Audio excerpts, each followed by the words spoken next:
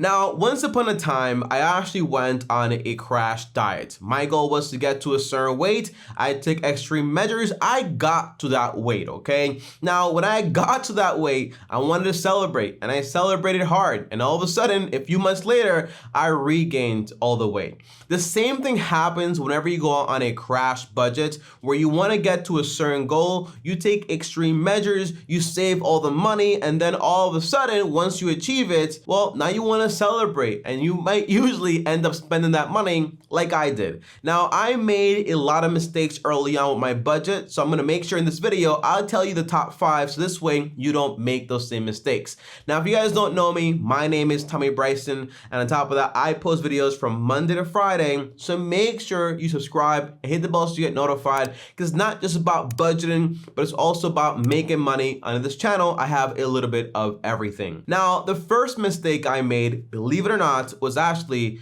when I made my budget initially, I thought a budget was all just about saving money. But in reality, a budget is more about spending money. It teaches you exactly how you're going to spend your money to effectively be able to save money. And can you guess what my mistake was? I never budgeted for actually having fun. So when I got to my goal to save $10,000 in 6 months, and it was so extreme, well, when I got to that goal, I wanted to celebrate. And in less than 3 months, it kind of just felt like I exploded, and I basically just spent all the money on garbage, okay? That's what usually happens. When you have a budget, you really have to focus on that very important thing, which is called like having fun. Because if you don't have that, once you reach the goal, you're gonna lose it. Trust me on this, okay? So these days, what I recommend is if you're brand new to budgeting, set aside at least like 10% to actually enjoy your money on whatever you want, whether it's on eating out,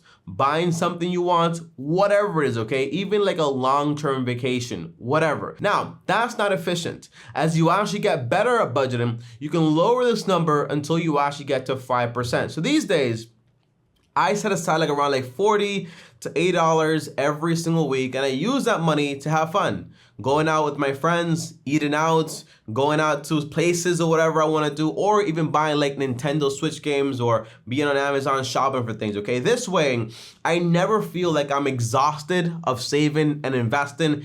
It just feels fun because I know when I get paid, it's not just going to go towards investing, but a part of it is also going to go towards fun. So I'm always excited about getting paid, and I'm always excited about actually budgeting. Now, my second mistake I see today, but back then, I was actually pretty proud about this, okay? And it was basically, I was always thinking about the $5 questions, okay?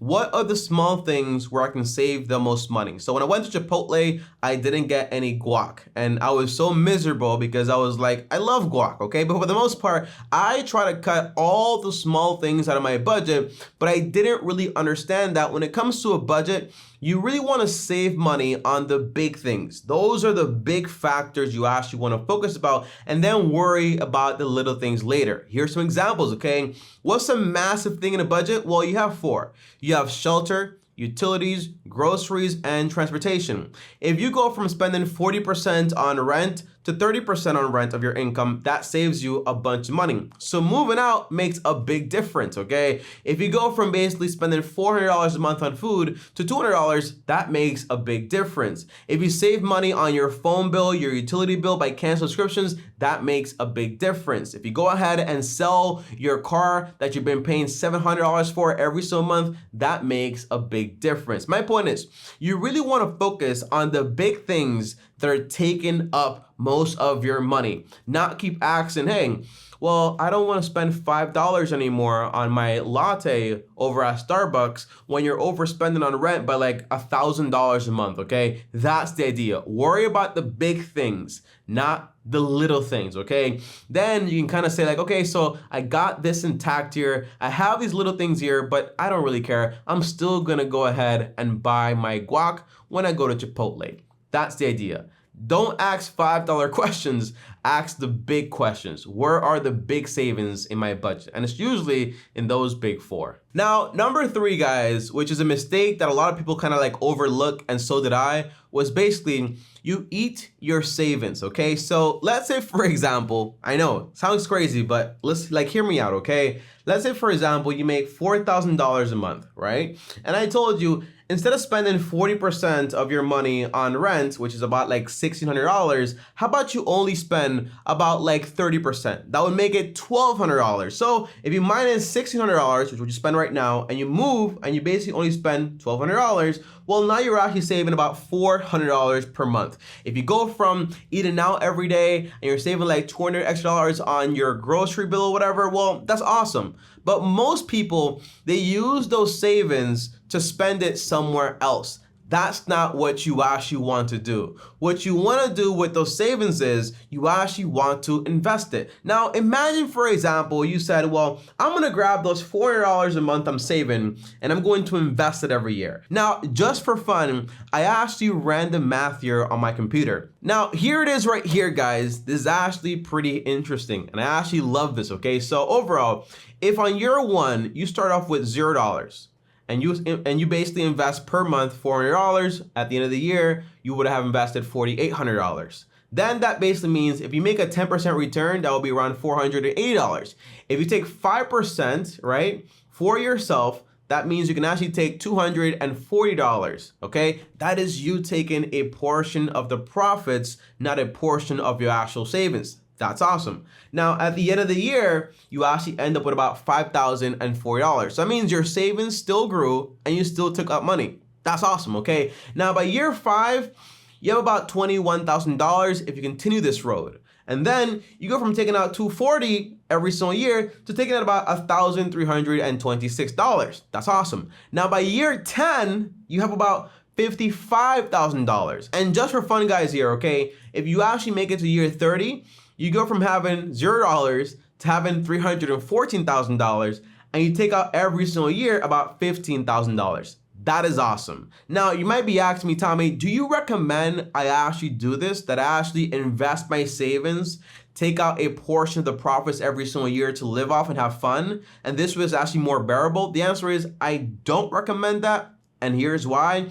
I'd rather you actually take a portion of your savings to actually have fun with, but don't interrupt your investments. And here's the math to why you don't want to do that, okay? So remember, by year 30, you have $314,000 if you keep taking out 5% of your money. But if you never actually took out any money whatsoever, well, by year 30, right here, you would actually have about $784,000. And if you start taking money out then, well, you can actually take out about $40,000 instead of only $15,000. And by year 10, obviously, you would have about $71,000 instead of only having by year 10 here about $55,000, okay? Compound interest is a powerful tool, but it all depends on how you actually want to work it. If it makes more sense for you to take a portion of your profits today, then I don't mind, as long as it actually keeps you investing. And at a certain point, you can basically just go on vacation and basically live off this money, and that's the cool thing. And I only use one example by just cutting your rent by 10%. That is awesome, okay? Not thinking about, oh, I'm gonna save $5 on Starbucks, okay? Now, my fourth mistake was actually a very common one.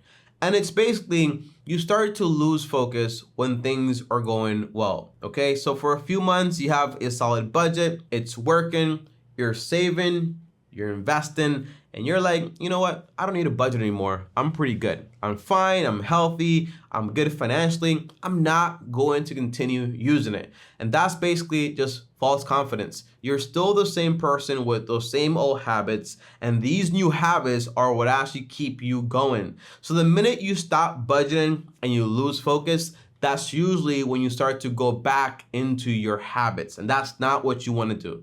So my point is, remember the example I told you, I lost a bunch of weight, then I regained the weight? Well, it was because when I actually lost the weight, I thought, hey, I can eat just fine now. I'm healthy now, right? But then slowly but surely, you go back into your old habits, and then little by little, you regain all the weight. In this case, little by little, you go back to your old bad money habits, and then you're back to paycheck or not actually investing anymore. You want to avoid that. So you got to keep steady, focus, and you cannot stop budgeting no matter how far you get ahead. Now, my fifth mistake was basically comparing my budget with other people. You actually do not want to do that. And it's very simple. People are different.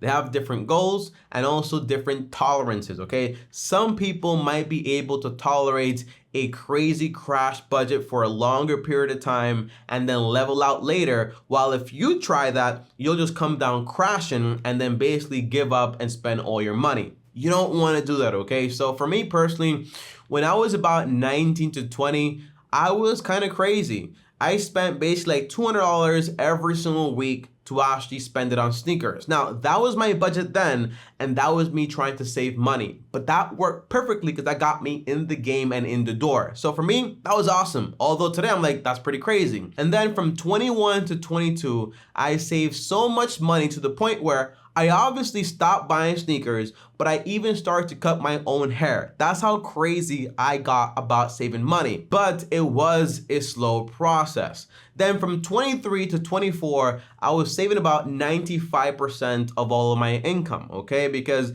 I already built all the good habits and I was okay with no longer doing those things I thought were fun, but in reality, just spend my money like crazy.